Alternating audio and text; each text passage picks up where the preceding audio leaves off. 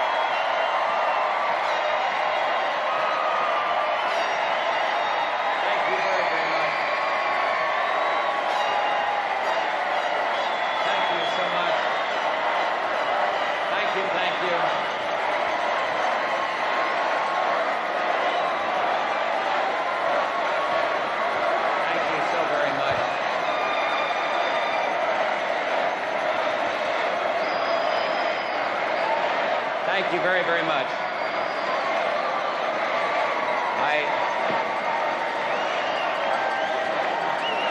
Thank you all. Thank you, ladies and gentlemen. Thank you very, very much. Thank you.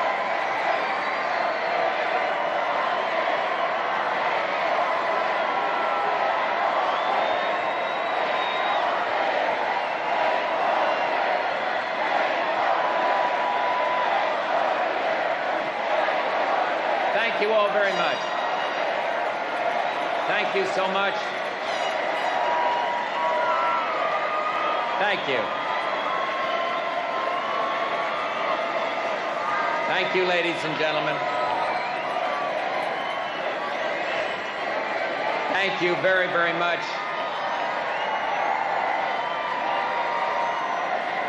Thank you. Thank you all very, very much.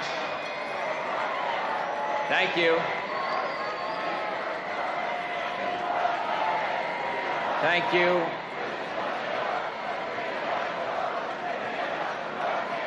Thank you, ladies and gentlemen. Thank you very, very much. I have many friends to thank tonight. I thank the voters who supported me. I thank the gallant men who entered the contest for this presidency this year and who've honored me with their support. And for their kind and stirring words, I thank Governor Tom Kean of New Jersey, Senator Phil Gramm of Texas, President Gerald Ford, and my friend, President Ronald Reagan.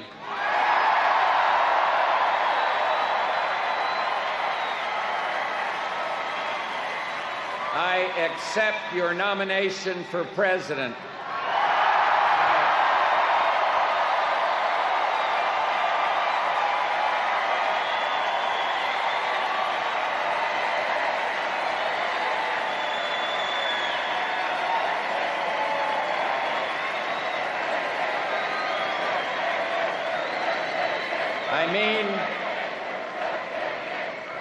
I mean to run hard, to fight hard, to stand on the issues, and I mean to win. There are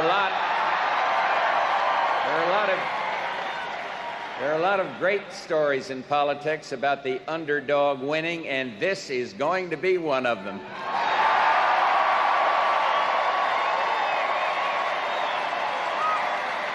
And we're going to win with the help of Senator Dan Quayle of Indiana, a young leader who has become a forceful voice in preparing America's workers for the labor force of the future. What a superb job he did here tonight.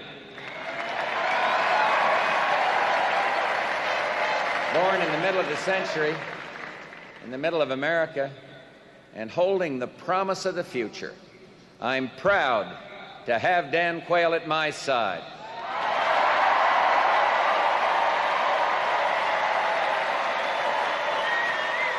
Many of you have asked, when will this campaign really begin? Well, I've come to this hall to tell you and to tell America, tonight is the night.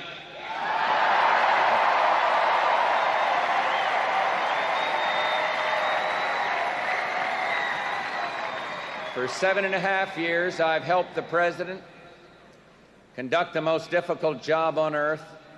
Ronald Reagan asked for and received my candor. He never asked for, but he did receive my loyalty. And those of you who saw the president's speech last week and listened to the simple truth of his words will understand my loyalty all these years.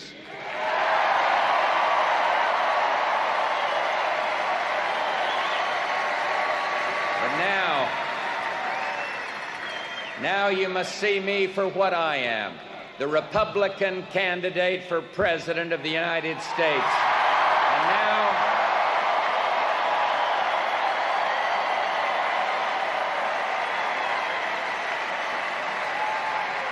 And now I turn to the American people to share my hopes and intentions and why and where I wish to lead. And so tonight is for big things. But I'll try to be fair to the other side. I'll try to hold my charisma in check. And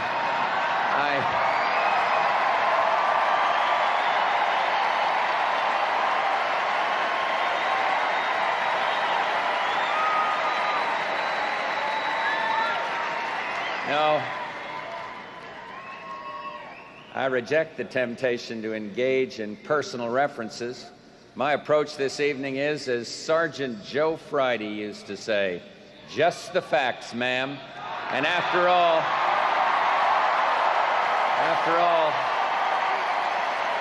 the facts are on our side.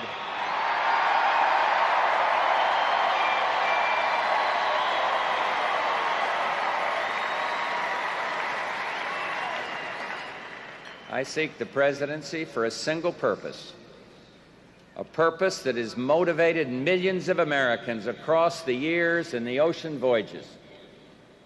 I seek the presidency to build a better America. It's that simple and that big. I'm a man who sees life in terms of missions, missions defined and missions completed. And when I was a torpedo bomber pilot, they defined the mission for us. And before we took off, we all understood that no matter what, you try to reach the target. And there have been other missions for me, Congress and China, the CIA. But I'm here tonight, and I am your candidate because the most important work of my life is to complete the mission that we started in 1980.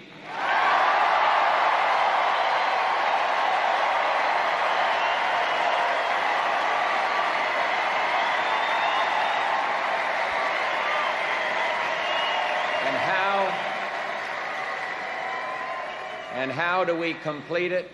We build on it. The stakes are high this year, and the choice is crucial, for the differences between the two candidates are as deep and wide as they have ever been in our long history. Not only two very different men, but two very different ideas of the future will be voted on this election day. And what it all comes down to is this.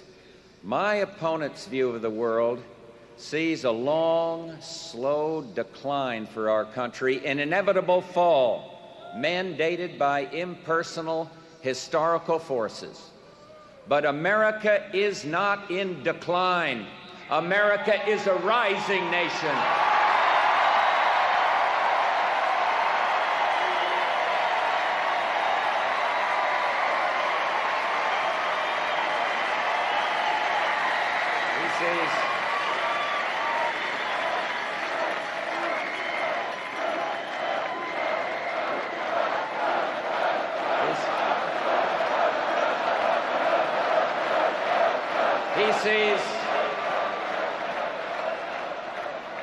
He sees America as another pleasant country on the UN roll call, somewhere between Albania and Zimbabwe. And I see America as the leader, a unique nation with a special role in the world. And this has been called the American century because in it, we were the dominant force for good in the world.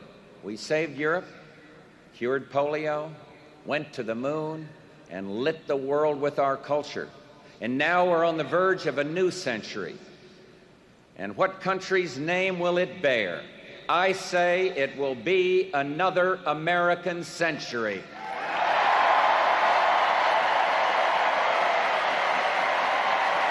And further,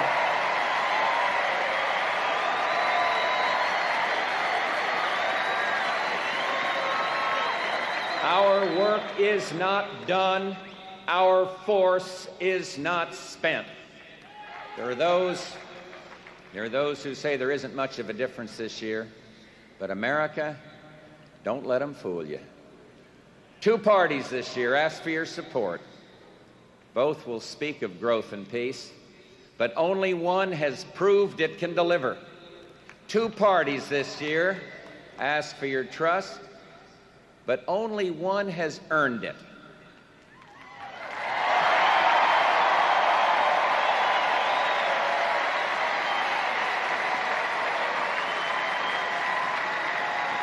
Eight years ago, I stood here with Ronald Reagan, and we promised together to break with the past and return America to her greatness. 8 years later, look at what the American people have produced. The highest level of economic growth in our entire history and the lowest level of world tensions in more than 50 years.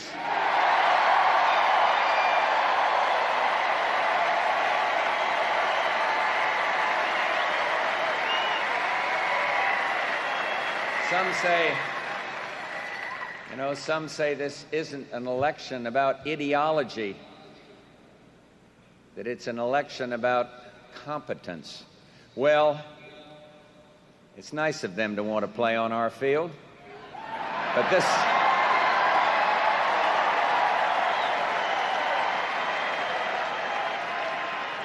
this election isn't only about competence, for competence is a narrow ideal. Competence makes the trains run on time, but doesn't know where they're going.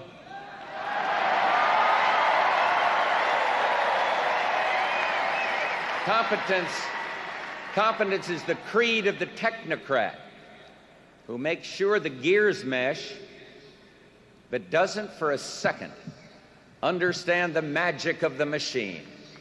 The truth is, this election is about the beliefs we share, the values that we honor, and the principles that we hold dear.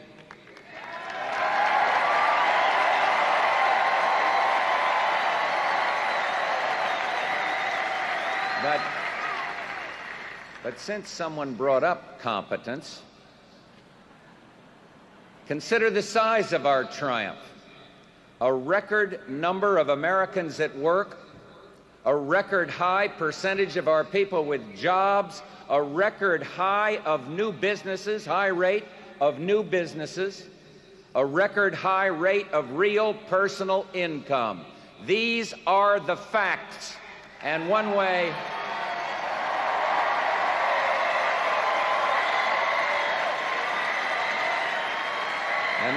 you know our opponents know the facts is that to attack our record, they have to misrepresent it.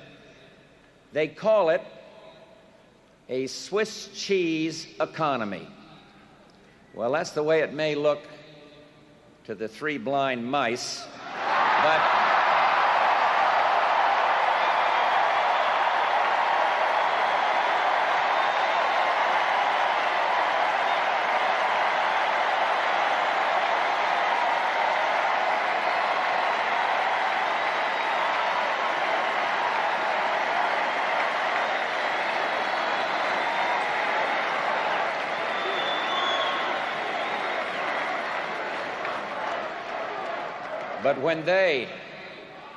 when they were in charge, it was all holes and no cheese. Inflation.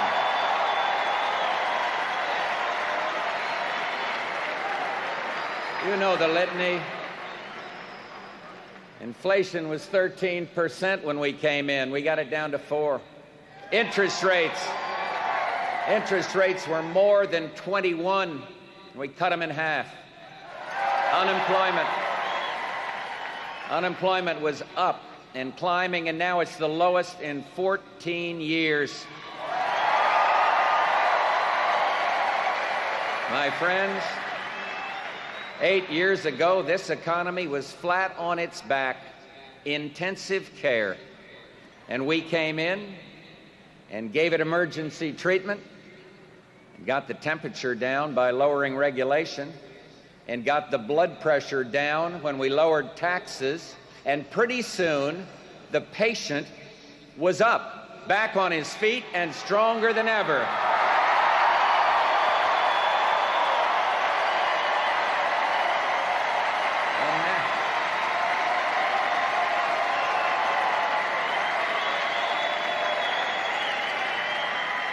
And now, who do we hear knocking on the door but the same doctors who made him sick, and they're telling us to put them in charge of the case again? My friends, they're lucky we don't hit them with a malpractice suit.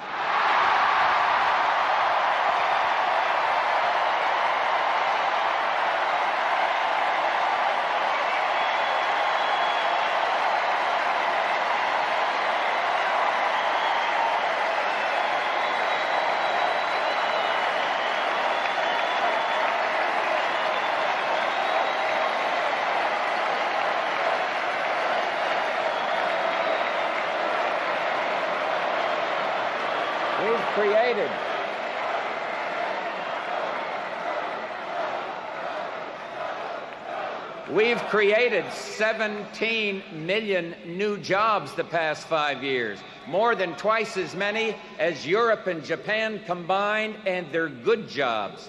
The majority of them, created in the past 6 years, paid an average of more than $22,000 a year, and someone better take a message to Michael. Tell him that we have been creating good jobs at good wages. The fact is, they talk and we deliver.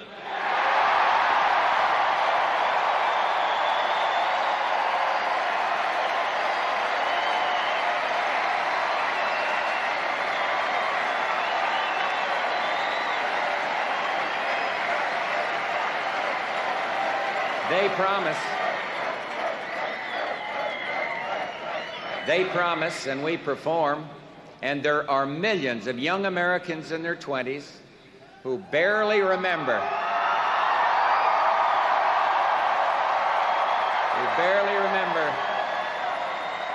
the days of gas lines and unemployment lines, and now they're marrying and starting careers. And to those young people, I say, you have the opportunity you deserve, and I'm not going to let them take it away from you.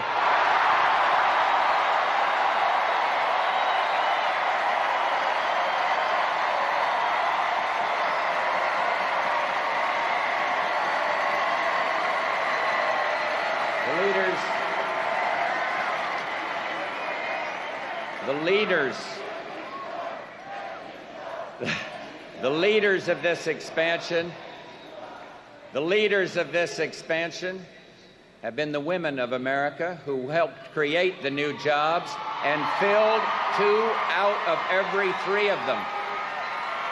And to the women of America, I say, you know better than anyone that equality begins with economic empowerment. You're gaining economic power, and I'm not going to let them take it away from you.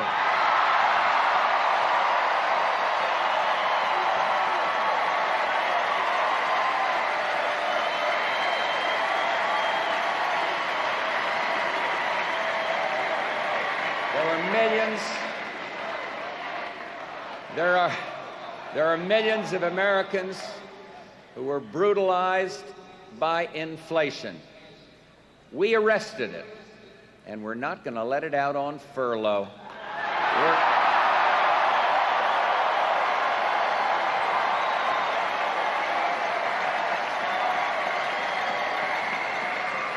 We're going to keep that Social Security Trust Fund sound and out of reach of the big spenders. To America's elderly, I say, once again, you have the security that is your right, and I'm not going to let them take it away from you.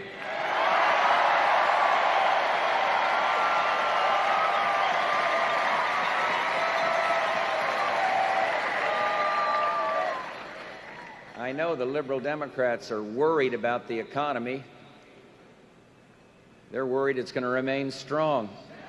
And they're right. It is. With the right leadership, it will remain strong. But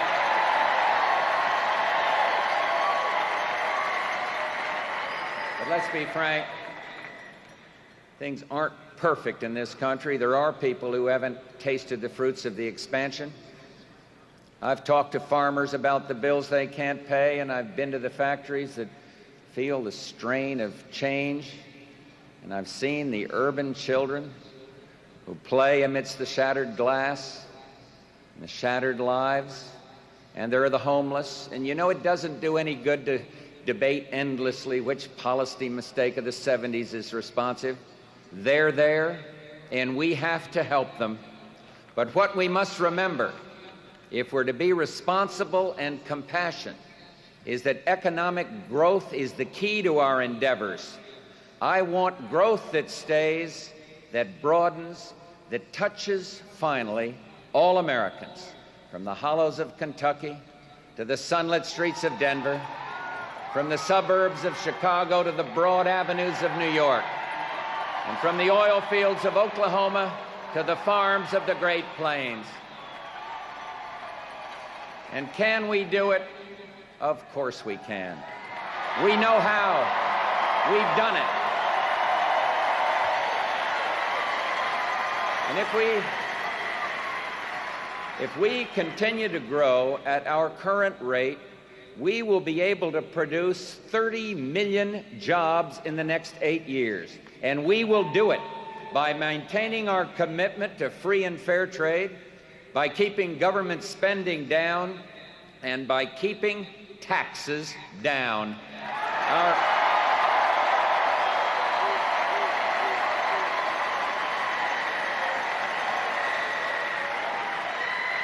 Our economic life is not the only test of our success. One issue overwhelms all the others, and that's the issue of peace. And look at the world on this bright August night. The spirit of democracy is sweeping the Pacific Rim.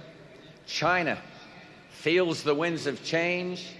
New democracies assert themselves in South America, and one by one, the unfree places fall, not to the force of arms, but to the force of an idea. Freedom works. And we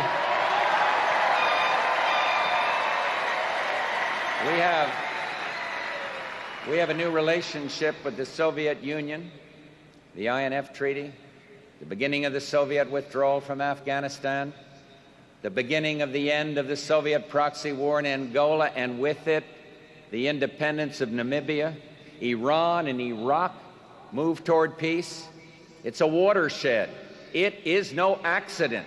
It happened when we acted on the ancient knowledge that strength and clarity lead to peace, weakness and ambivalence lead to war.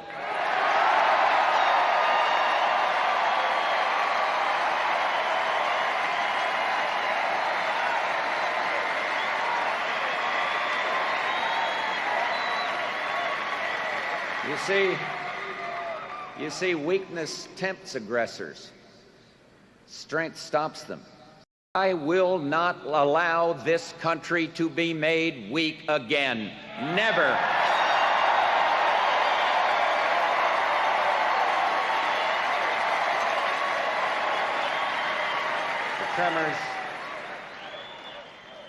The tremors in the Soviet world continue.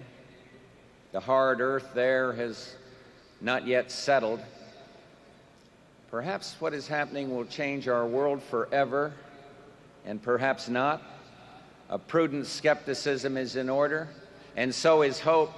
But either way, we're in an unprecedented position to change the nature of our relationship, not by preemptive concession, but by keeping our strength, not by yielding up defense systems with nothing won in return, but by hard, cool engagement in the tug and pull of diplomacy.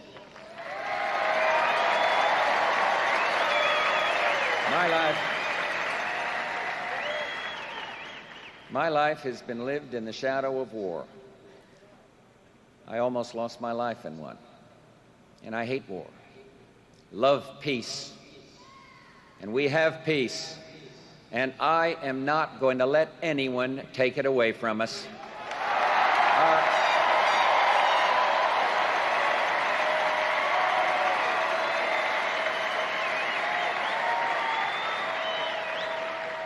Our economy is strong.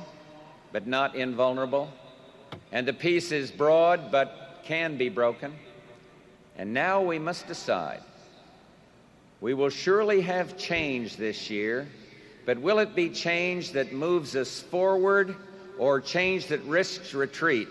In 1940, when I was barely more than a boy, Franklin Roosevelt said we shouldn't change horses in midstream.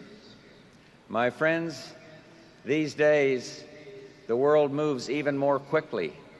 And now, after 2 great terms, a switch will be made. But when you have to change horses in midstream, doesn't it make sense to switch to one who's going the same way?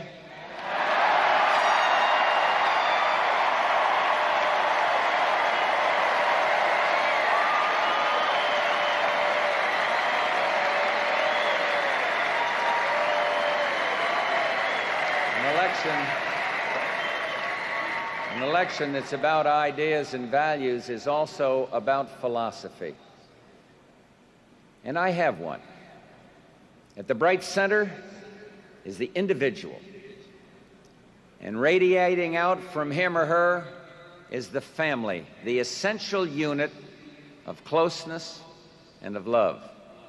For it's the family that communicates to our children, to the 21st century, our culture, our religious faith, our traditions and history, from the individual to the family to the community, and then on out to the town, the church, and the school, and still echoing out to the county, the state, and the nation, each doing only what it does well and no more. And I believe that power must always be kept close to the individual, close to the hands that raise the family and run the home.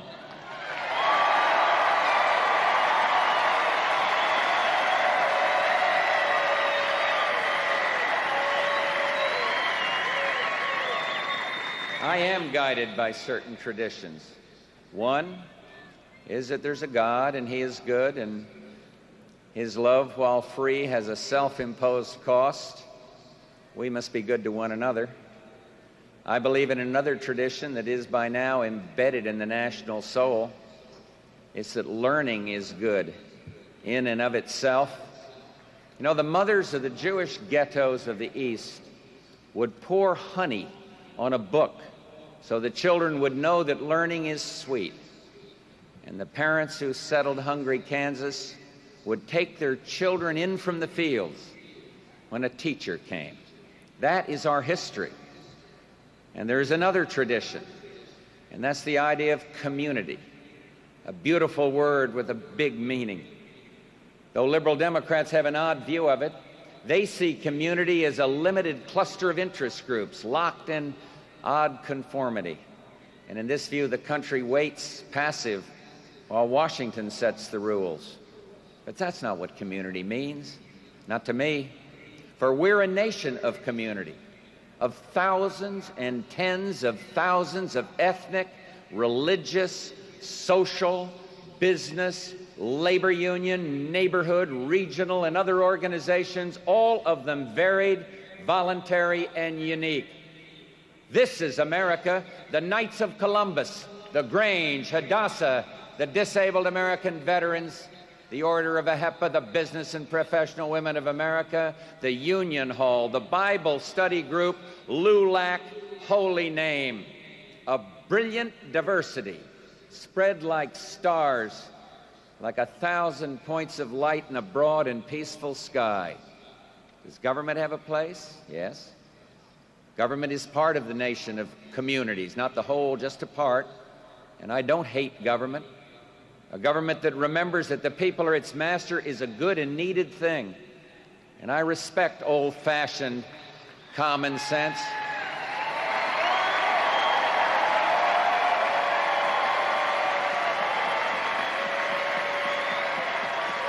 And have no great love, and I have no great love for the imaginings of the social planners. You see, I like what's been tested and found to be true. For instance, should public school teachers be required to lead our children in the Pledge of Allegiance? My opponent says no, and I say yes.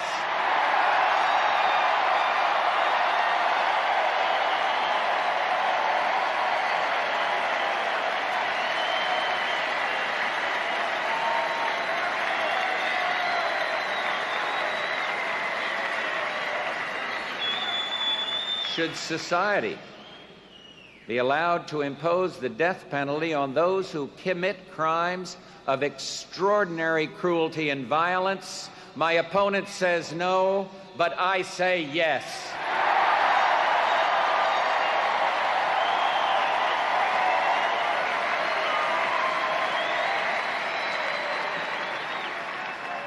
And should our children have the right to say a voluntary prayer or even observe a moment of silence in the schools? My opponent says no, but I say yes.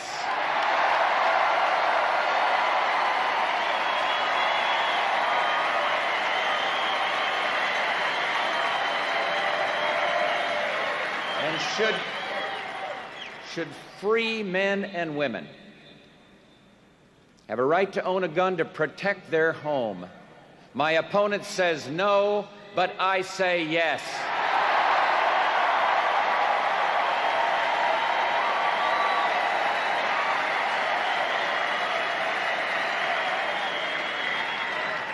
And is it right to believe in the sanctity of life and protect the lives of innocent children?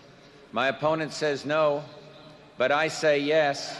You see, we must change. We've got to change from abortion to adoption.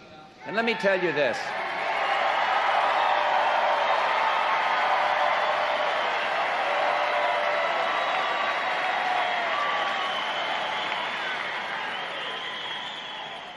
Barbara and I have an adopted granddaughter. And the day of her christening, we wept with joy. I thank God that her parents chose life.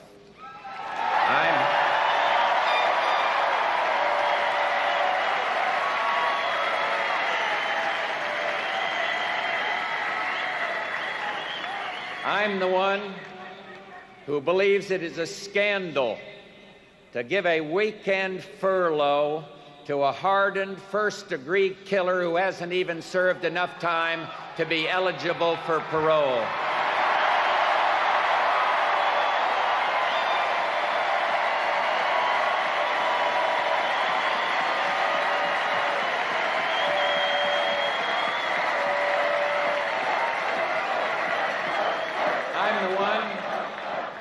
I'm the one who says a drug dealer who is responsible for the death of a policeman should be subject to capital punishment.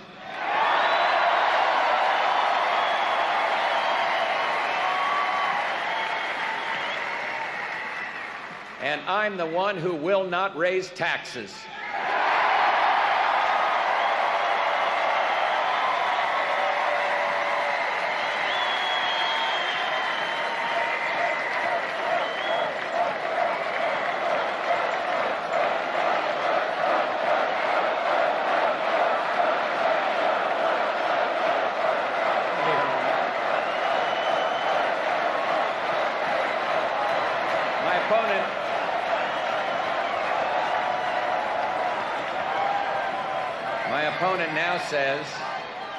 My opponent now says he'll raise them as a last resort or a third resort. But when a politician talks like that, you know that's one resort he'll be checking into. And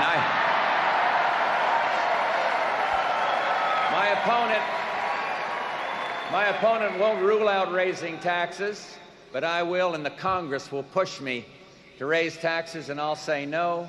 And they'll push, and I'll say no, and they'll push again, and I'll say to them, read my lips. No new taxes.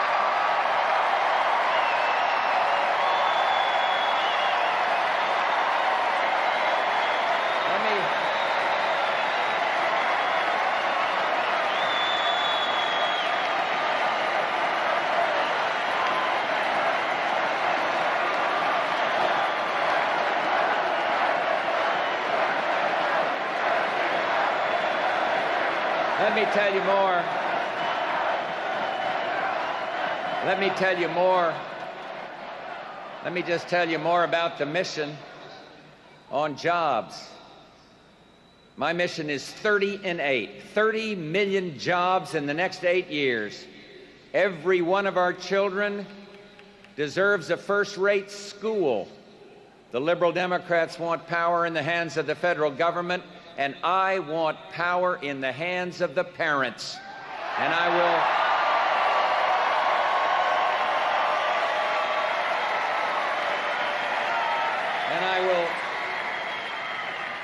will encourage merit schools. I will give more kids a head start, and I'll make it easier to save for college. I want a drug-free America, and this will not be easy to achieve.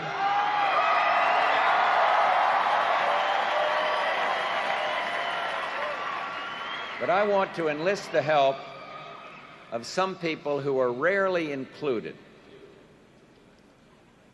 Tonight, I challenge the young people of our country to shut down the drug dealers around the world. Unite with us. Work with us.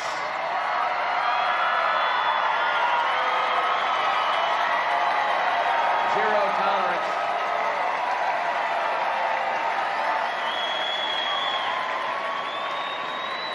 Zero tolerance isn't just a policy, it's an attitude. Tell them what you think of people who underwrite the dealers who put poison in our society. And while you're doing that, my administration will be telling the dealers, whatever we have to do, we'll do. But your day is over. You are history.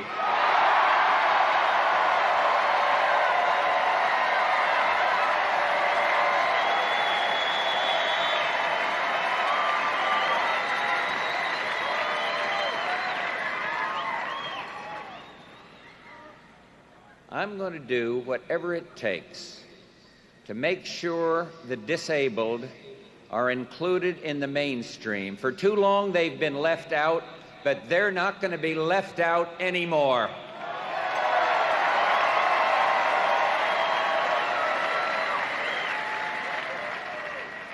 And I am going to stop ocean dumping. Our beaches should not be garbage dumps, and our harbors should not be cesspools.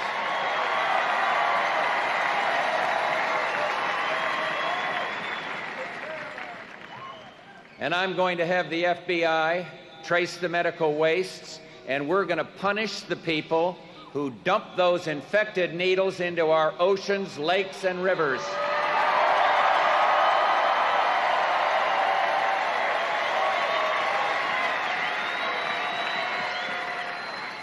We must clean the air.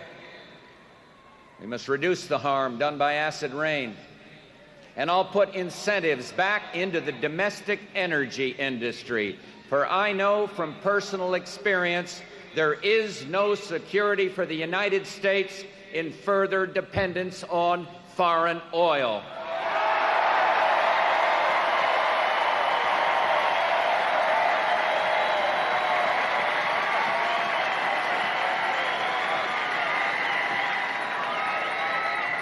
In foreign affairs, I'll continue our policy of peace through strength. I'll move toward further cuts in strategic and conventional arsenals of both the United States and the Soviet Union and the Eastern Bloc and NATO. I'll modernize and preserve our technological edge, and that includes strategic defense. And a priority, ban chemical and biological weapons from the face of the earth. That will be a priority with me.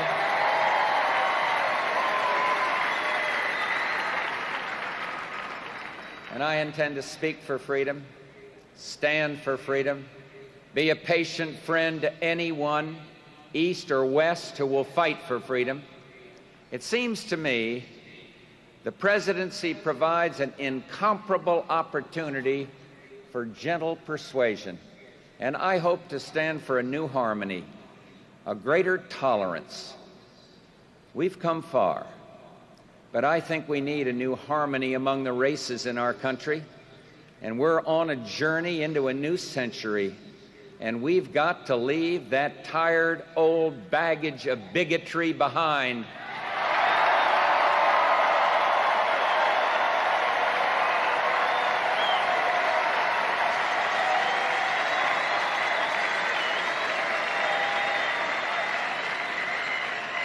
Some people who are enjoying our prosperity have forgotten what it's for. But they diminish our triumph when they act as if wealth is an end in itself. And there are those who've dropped their standards along the ways, as if ethics were too heavy, and slowed their rise to the top. There's graft in City Hall, and there's greed on Wall Street, and there's influence peddling in Washington, and the small corruptions of everyday ambition. But you see, I believe public service is honorable. And every time I hear that someone has breached the public trust, it breaks my heart. And I wonder sometimes if we've forgotten who we are. That we're the people who sundered a nation rather than allow a sin called slavery. And we're the people who rose from the ghettos and the deserts, and we weren't saints, but we lived by standards. We celebrated the individual, but we weren't self-centered. We were practical, but we didn't live only for material things. We believed in getting ahead, but blind ambition wasn't our way. The fact is, prosperity has a purpose. It's to allow us to pursue the better angels, to give us time to think and grow. Prosperity with a purpose means taking your idealism and making it concrete by certain acts of goodness. It means helping a child from an unhappy home learn how to read. And I thank my wife, Barbara, for all her work in helping people to read, in all her work for literacy in this country.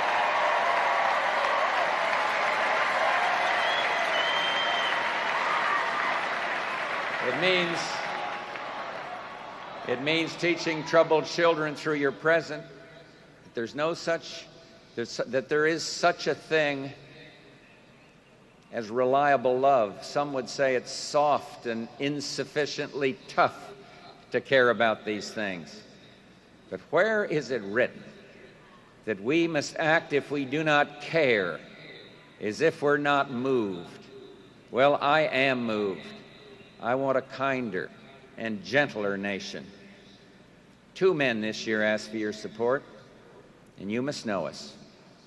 As for me, I've held high office and done the work of democracy day by day. Yes, my parents were prosperous, and their children sure were lucky. But there were lessons we had to learn about life. John Kennedy discovered poverty when he campaigned in West Virginia. There were children who had no milk. And young Teddy Roosevelt met the new America when he roamed the immigrant streets of New York. And I learned a few things about life in a place called Texas. And when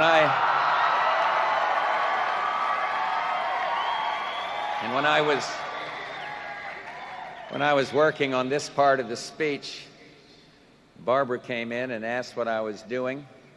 And I looked up and I said, I'm working hard.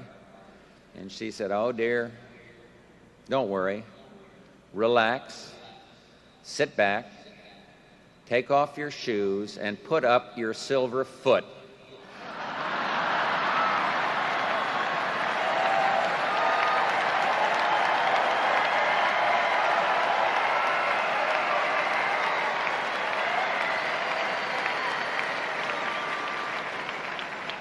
Now, we moved to West Texas 40 years ago this year, and the war was over.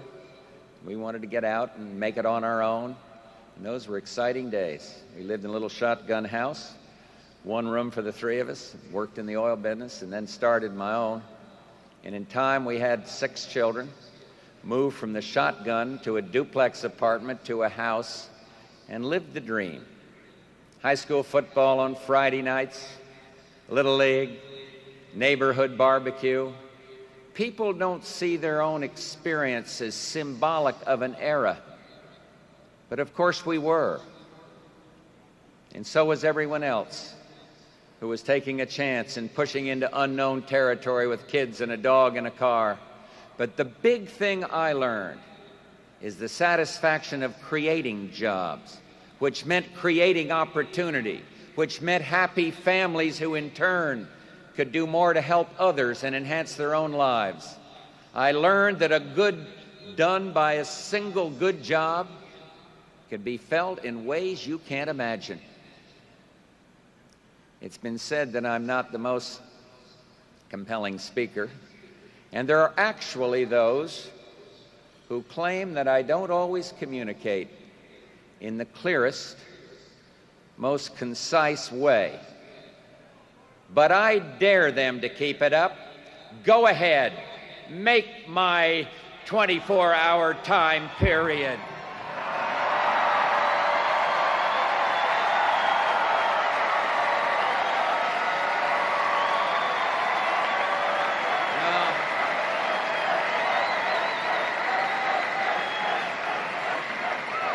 Now, I may not be the most eloquent, but I learned that early on that eloquence won't draw oil from the ground, and I may sometimes be a little awkward, but there's nothing self-conscious in my love of country. And I'm a quiet man, but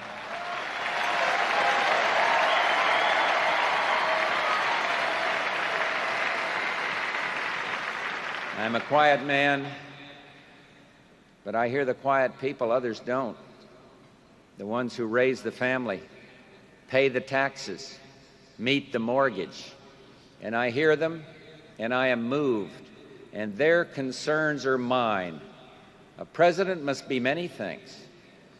He must be a shrewd protector of America's interest, and he must be an idealist who leads those who move for a freer and more democratic planet. And he must see to it that government intrudes as little as possible in the lives of the people, and yet remember that it is right and proper that a nation's leader take an interest in the nation's character. And he must be able to define and lead a mission. For 7.5 years, I've worked with a great president. I've seen what crosses that big desk. I've seen the unexpected crisis that arrives in a cable in a young aide's hand. And I've seen the problems that simmer on for decades and suddenly demand resolution.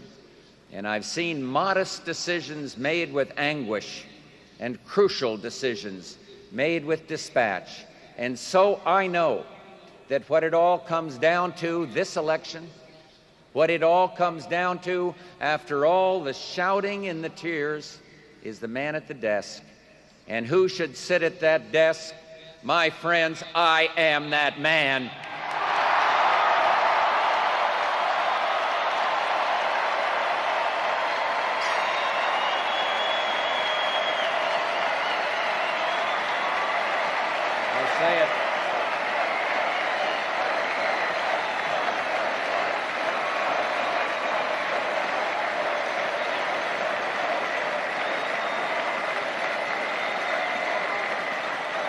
I say it. I say it without boast or bravado. I've fought for my country, I've served, I've built, and I'll go from the hills to the hollows, from the cities to the suburbs, to the loneliest town on the quietest street, to take our message of hope and growth for every American, to every American. I will keep America moving forward, always forward, for a better America, for an endless, enduring dream and 1,000 points of light. This is my mission, and I will complete it.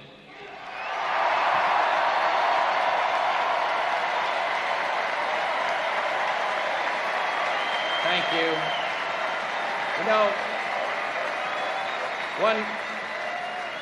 It is customary to end an address with a pledge or a saying that holds a special meaning And I've chosen one that we all know by heart, one that we all learned in school. And I ask everyone in this great hall to stand and join me in this. We all know it. I pledge allegiance to the flag of the United States of America and to the republic for which it stands, one nation, under God, indivisible, with liberty and justice for all. Thank you, and God bless you.